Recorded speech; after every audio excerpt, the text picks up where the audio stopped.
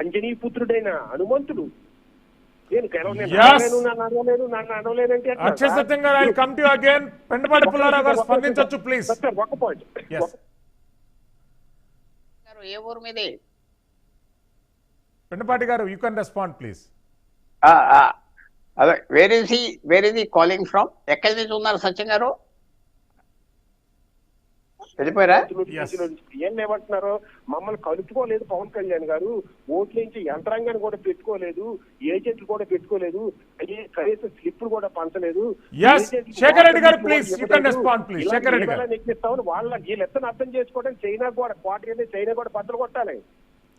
శేఖర్ రెడ్డి గారు, you can respond please. మా చెల్లెమ్మ అరుణమ్మ మాట్లాడుతూ బీసీలు మీకు ఇప్పుడే గుర్తొచ్చారా అని బీసీల మీద చెల్లెమ్మ బాగా ప్రేమ కురిపిస్తా ఉంది. కాకపోతే వీక్షకులు అలాగే మా చెల్లెమ్మ కూడా ఒక వీడియో చూస్తే బాగుంటుంది. ఇది మా చెల్లెమ్మ మాట్లాడిన వీడియో.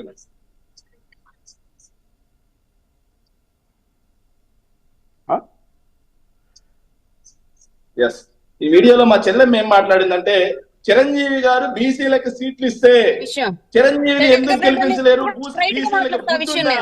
బీసీలకు బుద్ధుందా?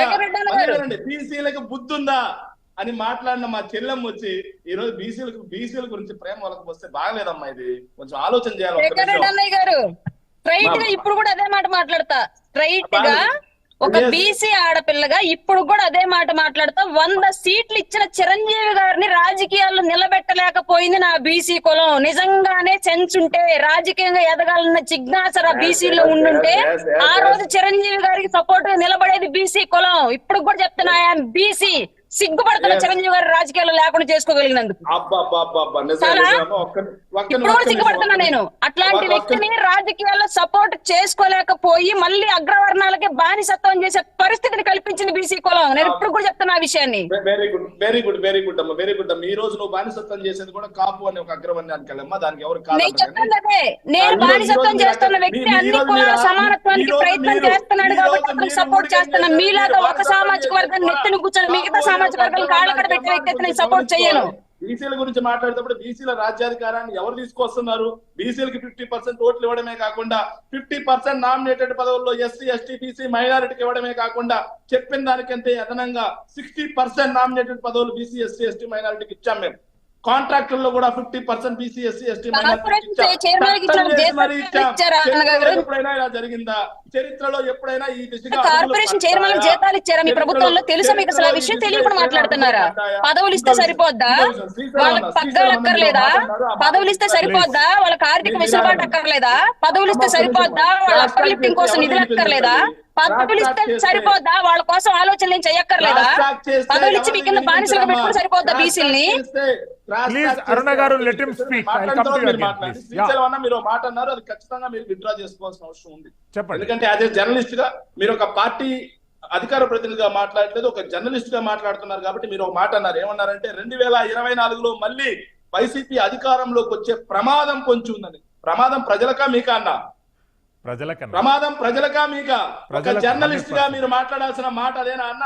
శేఖర్ రెడ్డి గారు, ఒకసారి ఆ మాటని మీరు విత్డ్రా చేసుకుంటే, ఆ మాటని మీరు విత్డ్రా చేసుకోవాల్సిన అవసరం ఉంది. ఇక్కడ మేము ప్రజావేదిక నుండి మాట్లాడుతున్నామండి. ప్రజలు ఎక్కడా అనుకోవట్లేదన్న, ప్రజలు ఎక్కడా కూడా మెజారిటీ ప్రజలు శేఖర్ రెడ్డి గారు, మీరు కాదండి, కాదు, ఈ ఛానల్ డిబేట్ లో కాకుండా మీరు ప్రజలలోకి వెళ్ళి మాట్లాడే ధైర్యం వైఎస్ఆర్సీపీ నాయకులకు ఇప్పుడు ఉందా అండి? చెప్పుకోండి. ఆ ధైర్యం ఛానళ్లలో, మీ మీడియా సంస్థలలో, మీ సోషల్ మీడియా సంస్థలలో చెప్పుకోవడం తప్ప ప్రజల్లోకి వెళ్ళి చెప్పుకునే ధైర్యం ఇప్పుడు వైఎస్ఆర్సీపీకి ఉందా అండి? సార్ వినండి శ్రీశైలం అన్న, వినండి ఒక మాట. శ్రీశైలం అన్న వినండి ఒక మాట.